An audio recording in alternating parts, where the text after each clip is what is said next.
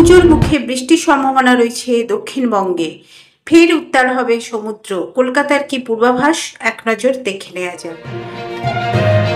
আলিপুর আবহাওয়া দপ্তর সূত্রে আরো জানানো হয়েছে, বঙ্গোপসাগরে একটি নিম্নচাপ তৈরি হওয়ার সম্ভাবনা রয়েছে। তার জেরে পুজোয় বৃষ্টি হতে পারে, অর্থাৎ তৃতীয় দিন থেকেই উত্তাল হওয়ার সম্ভাবনা রয়েছে। মৎস্যজীবীদের সাবধান করা হয়েছে। দক্ষিণবঙ্গের অন্তত 4টি জেলায় আগামী কয়েকদিন ভারী বৃষ্টির পূর্বাভাস রয়েছে। সেই তালিকায় রয়েছে দক্ষিণ 24 পরগনা, পূর্ব মেদিনীপুর, পশ্চিম মেদিনীপুর এবং ঝাড়গ্রাম।